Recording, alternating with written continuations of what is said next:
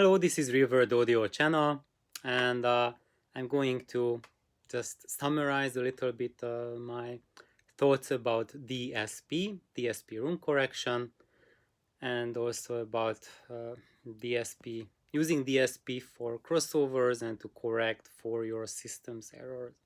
What do I really think about it, and what my experiences qualify me to advise upon. and and I'm saying these things because I do not have any experience with toying with DSP myself.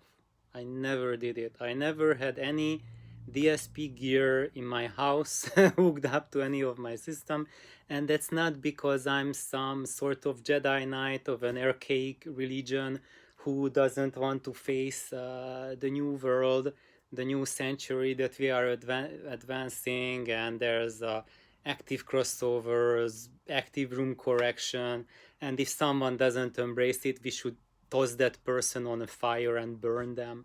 There's nothing like this going on. I am more than happy to listen to people's systems who use DSP and who are trying out DSP.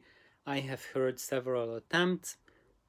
Last night I shared my account with the most spectacular DSP systems corrections that I had the fortune to hear, and I heard many more, and most of them, actually with all of them, DSP brought changes to the table, and those changes made the systems owners very happy. And for me, like when engaging the DSP or before or after, uh, I was not convinced that the changes are big enough to start investing in it myself. And that's not because I'm a bigot and that I am living in the past, but because I use my ears. And when I listen to anyone's systems, I don't care what sort of technology they are employing. Uh, if there is something that I hear that starts my wheels running inside and gives me ideas, then I will follow up on it and work on it if and when it's available and I can afford it. Because if like a technology requires a lot of investment to start working on it, then I'm not going to do that, because guys, my priorities are family, paying the bloody mortgage, and having the cars running in running condition, life. So what, I am an active worker. I have a daytime job, which is an absolutely crazy, uh, extremely stressful and a very very time demanding job, and that's my priority. But I don't want to stay in this situation forever. So what I'm doing, I'm focusing on providing for myself, so when I get to the age of retirement, I can retire and live a more or less normal life. And instead of following the other strategy that just toss away my money on gadgets, okay, oh, here's a little DSP, here's a little whatever, let's buy a new deck, let's buy another new deck, someone reviewed another deck, let's buy a third deck, and after my 20th deck, oh, my credit card limit has reached, like, okay, what I'm going to do next, like, just like do like Craigslist all day long to sell my used crap, to other people, unsuspecting victims, and just, like, create this monkey wheel. Guys, I also made a video on it that I just left this monkey wheel. I don't care about owning some stuff and just, I have this new freshly reviewed stuff. It gives me so much joy to be the owner of new crap. No, I don't care, because what I'm doing is that I create the sound for myself, and then that's really specialized knowledge, and you have to be totally crazy to do that. I basically devoted my life to it, and it didn't come to me easy. It took thousands and thousands of hours of learning and practice and attempts, making errors, making mistakes that did cost me some of them quite dearly. But in the end, where I am with my stereo system is that I cannot name any commercial brand, any commercial product that I would change any of my system components for. And that's not because I'm pompous or my head has been expanded to, like continental size, but because I have created a sound that gives what I want.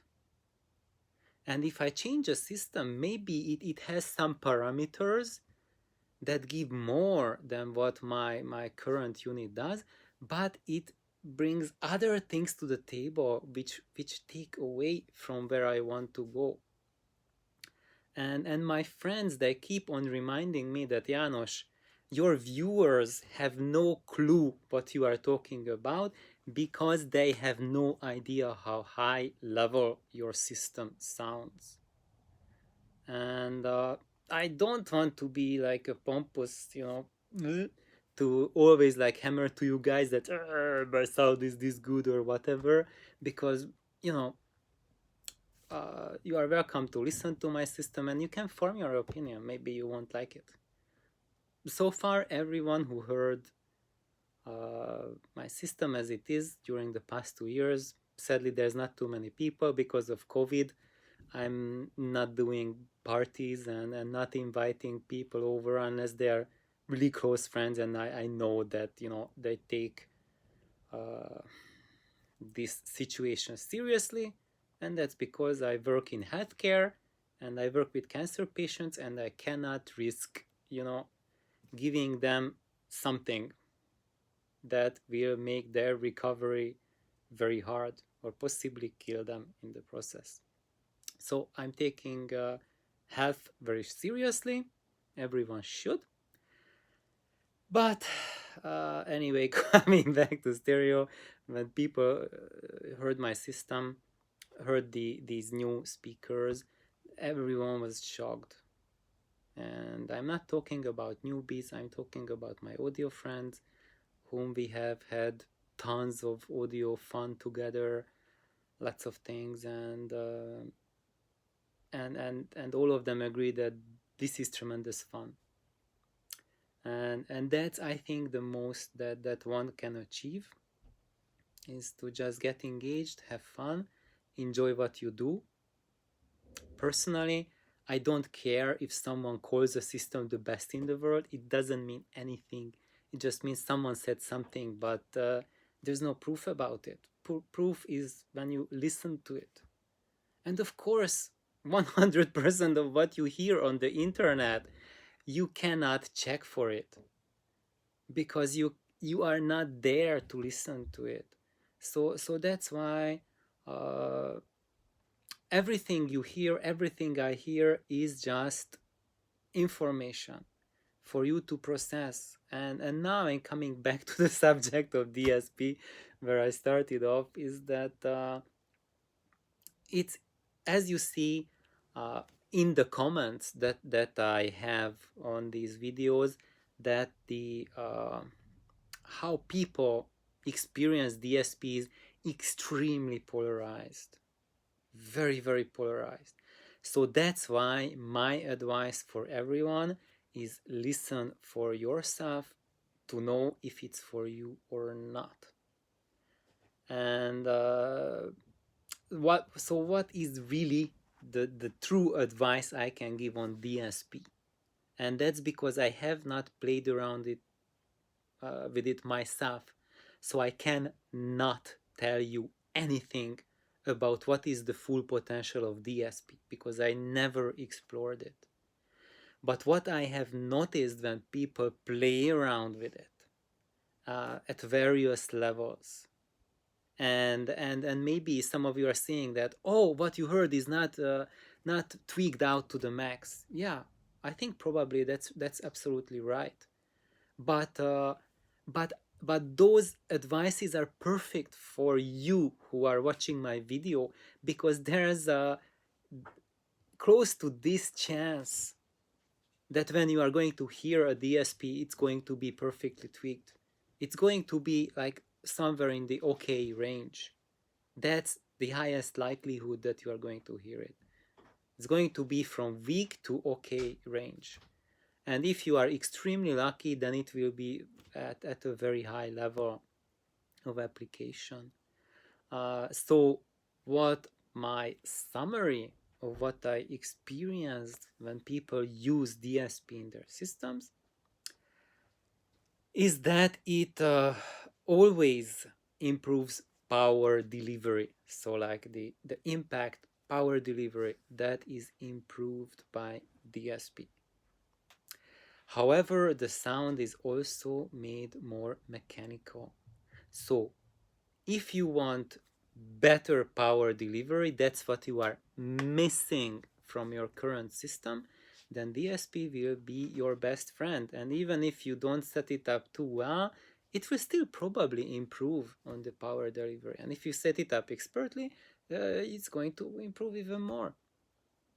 But if your priority is natural sound, then I would strike out DSP.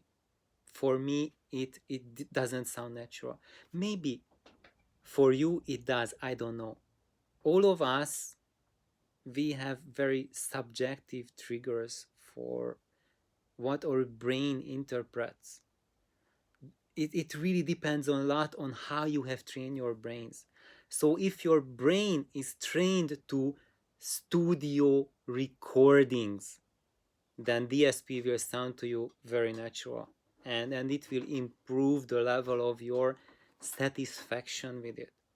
But if you have trained your ears to unamplified music, to acoustic instruments, maybe you play one, maybe you are a violinist, then there's a very high chance that you will perceive DSP as taking you away from getting that tonality, that tonal richness, the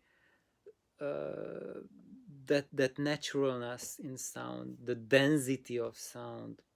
So I hope this will help everyone a little bit.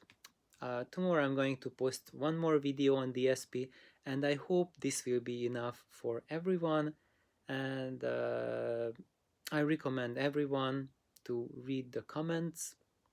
They are really wonderful, excellent comments for both occasions when people had extreme success with DSP, and also there are several comments from people like Klaus and Edward who have used DSP. They have found it very useful, very powerful tool, but they have grown out of it and they don't use it anymore.